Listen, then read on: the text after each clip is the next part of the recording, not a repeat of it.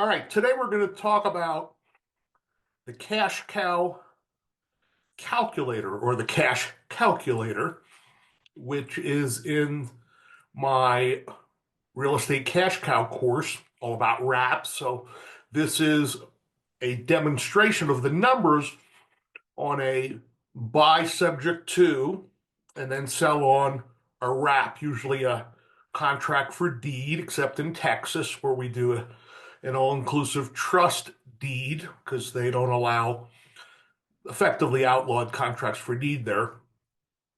However, the numbers and the formula are the same, and this is sometimes what I refer to as the triple dip flip.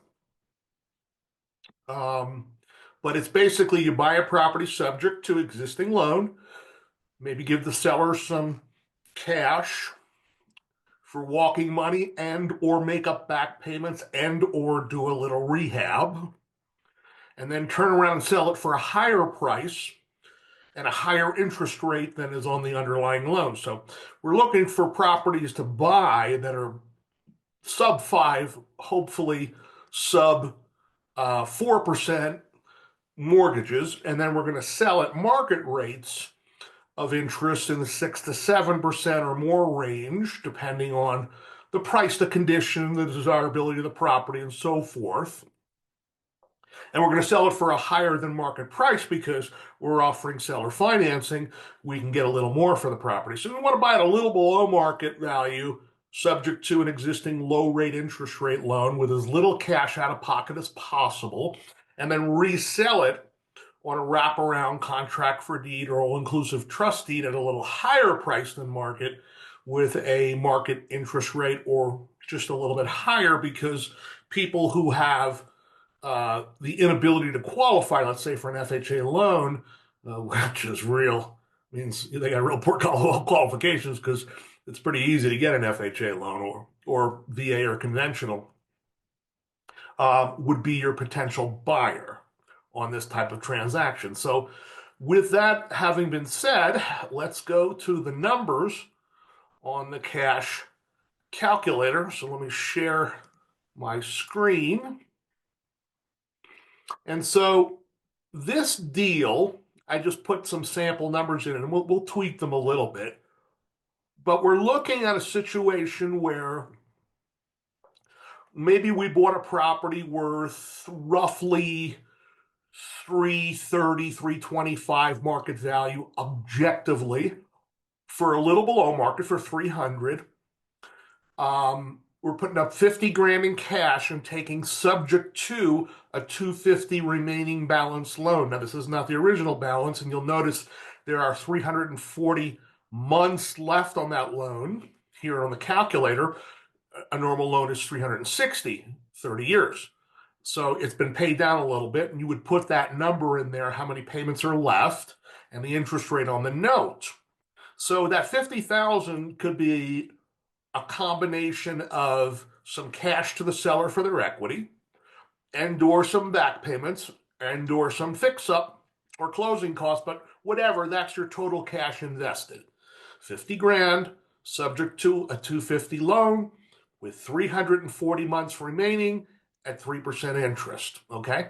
Now we're going to turn around and sell it on the right side on the back end for 350, which is a little above market, with 20 down and 330 note, 360 payments, 30 years at 6% interest. Now, we could get more down. I would hope you would get at least 10% down, but I'm just using this example to analyze and evaluate the numbers using the cash calculator.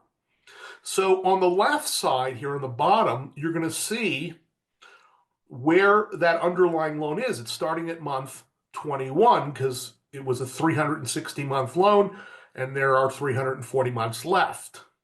So starting there, it gives you your principal and interest payment, your total payment, which is 1,054.01. And the balance there after that payment would be 249, 549, and you can see how it amortizes down over the years as you make payments.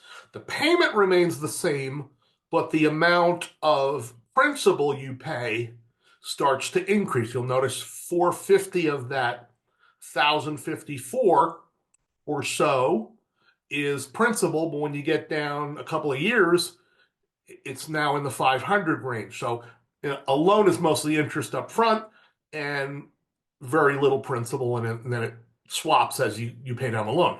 Now, on the other side, on the right side, we have our wrap loan, which is 360 months, 30 years, and the payment is 1978 and 52 cents. And it remains the same. Now you'll notice there's a spread. The cash flow spread a month is 924.51. And in doing that, we are creating a nice big spread. You couldn't on rental get 924 a month cash flow, no matter what property you're talking about, pretty much as a rental, especially in this market concerning rents versus values. But I wanted to show you how much cash flow. Now, what about this underlying payment on the left is principal and interest. On the right is principal and interest. What about taxes and insurance? How do we calculate that? Well, on a wrap, the buyer on the back end is paying the taxes and insurance and the maintenance and any HOA dues, etc. So the way we calculate our spread is principal and interest in versus principal and interest out on the underlying loan.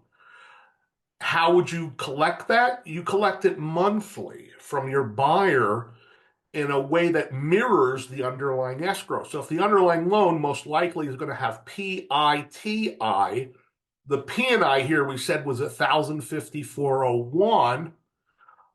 And then on top of that, let's say it's 600 for taxes and insurance, the buyer is going to pay 1978.52 plus the 600 every month. And if those tax and insurance escrows increase on the underlying loan, which they probably will over time, then you're going to increase the amount you collect from the buyer every month. So it's a wash on the tax insurance, but on the principal and interest difference, on the amount of the loan, 330 versus 250 and 6% versus 3%, our spread is 924.51 a month. Now, it says here cash on cash return, almost 37%, 36.98. How does that calculate that? Well, you put up 50 to get in the deal, and you got 20 back on the resale. So you're 30 grand out of pocket still.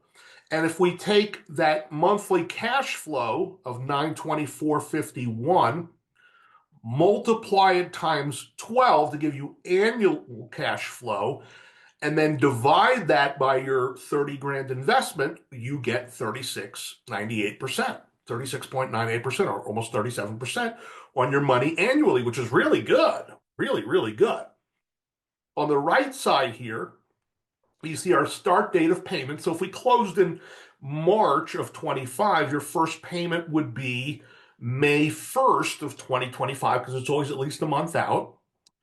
Your balloon date, now I put a balloon date just for example, but you probably would want this to amortize fully. But I put a balloon date of 10 years away, so 4/30 of 2035, to show you that it'll calculate a back-end spread. So when they pay you off, you pay off the underlying balance, and the difference is 89,183.16. How did it figure that? Well, if you go down here on the amortization schedule, you could see on the right side, let's say at payment 110, the balance owed to you is 292,775.46.